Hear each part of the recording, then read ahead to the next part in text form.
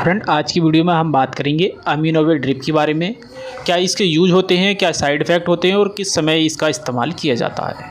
जैसे कि आज के प्रेजेंट टाइम में viral fever, dengue fever, malaria, typhoid जैसी प्रॉब्लम आ रही है और वायरल जनित रोगों का संक्रमण बहुत तेज़ी से फैल रहा है। तो उसी के देखते हुए आज का जो हमारा मेन टॉपिक है वो अमीनोवेट ड्रिप के बारे में है।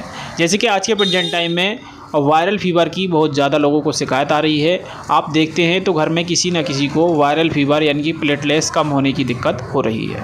अब प्लेटलेट्स जब कम होती हैं तो पेशेंट के घर वाले घबराते हैं और डॉक्टर को दिखाते हैं। जब डॉक्टर उनका ब्लड टेस्ट कराते हैं तो प्लेटलेट्स कम होती हैं, टीएलसी बढ़ जाती हैं और वायरल जैसी रोग उनके अंदर लक्षण आते हैं। तो अगर आपके अंदर वायरल के संक्रमण के लक्षण हैं तो आप कैसा पता करें? तो सबसे पहले अगर आपको लग रहा है आपकी टांगों में दर्द है, सर में दर्द है, चक्कर आते हैं या पेट में दर्द होता है, उल्टी वोमिटिंग की शिकायत है, तो आप समझ जाइए कि आपकी बॉडी के अंदर संक्रमण ने यानी कि वायरल जनित रोग ने प्रवेश कर लिया है। जब वायरल जनित रोग आपके ऊपर संक्रमण कर देता है यानी कि कब्जा कर लेता है तो उस समय आपको कौन कौन से टेस्ट कराने चाहिए। तो सबसे पहले आपको ब्लड टेस्ट की बात की जाए तो इसमें CBC, बिडाल, MP, NS1 dengue test कराना चाहिए। अगर CBC की बात की जाए तो CBC के अंदर कंप्लीट ब्लड टेस्ट आता है यानी कि TLC, WBC, RBC, HB, platelets ये आपके आ जाते हैं। जब आपकी बॉडी के अंदर वायरल फीवर कब्जा करता है यानी कि वायरल रोग आपको कब्जा करता है तो उस समय आपको प्लेटलेट्स कम हो जाती हैं और TLC बढ़नी शुरू हो जाती हैं। तो आपके CBC में ये आ जाता है। अब बात की जाए डेंगू की, तो डेंगू का अगर आप काट लगवाते हैं तो इसमें एक NS1 होता है। जब आपका NS1 पॉजिटिव है तो आप समझ लीजिए कि आपके अंदर वायरल ने कब्जा कर लिया है और डेंगू आपका नेगेटिव आता है। तो उस समय आपके अंदर वायरल का जो संक्रमण है वो फैल चुका है।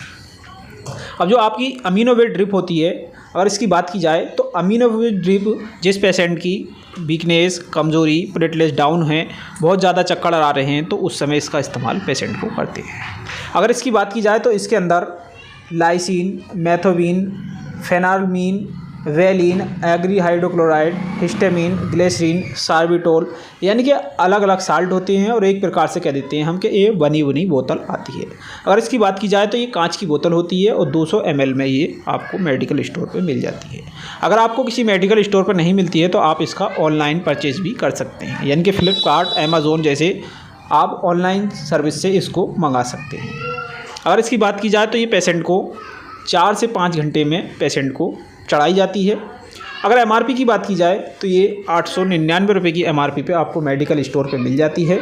अब इसकी अगर कंपनी की बात करें तो एस्टोमा लैबोरेटरी PVT ABT यानी कि प्राइवेट लिमिटेड कंपनी के द्वारा इसको बनाया गया है।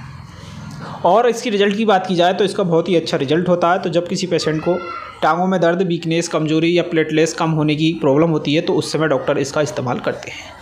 जो और बोतल होती हैं आपको जैसे DNS, RL, जो और ड्रिप होती हैं जैसे RL, DNS, NS, तो उनका जो इस्तेमाल किया जाता है वो जनरल वीकनेस के लिए भी किया जाता है और वो नॉर्मल सलाइन होते हैं। लेकिन ये जो होती है अमीनोवेट ड्रिप, ये एक प्रकार से बनी हुई ड्रिप होती है और इसको हम कह सकते हैं कि बनी बनाई बोतल, और इसके अंदर nutrition, infusion, crystalline, amino acid होता है। तो ये आपकी बॉडी में पहुँचने के बाद आपके शरीर के अंदर ह्यूमन इम्यूनिटी को बढ़ाता है और आपकी जो वीकनेस है या प्लेटलेट्स की संख्या कम है उसको बढ़ाता है।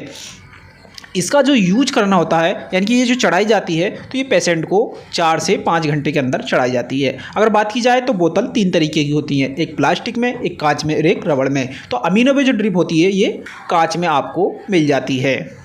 कांच वाली बोतल आपको थोड़ी महंगी पड़ती है तो इसीलिए इसकी जो MRP है वो 899 रुपये की है और ये थोड़ी महंगी होती है क्योंकि ये बना बनाया इन्फ्यूज़न होता है। तो इसकी जो MRP है वो 899 है। आगे भी हमारे चैनल पे आपको डेंगू से रिलेटिव या मेडिसिन से रिलेटिव वीडियो मिलती रहेंगी और हमारे चैनल में डेंगू से रिलेटिव बहुत सारी वीडियो हैं, चैनल को देखना नहीं भूलें।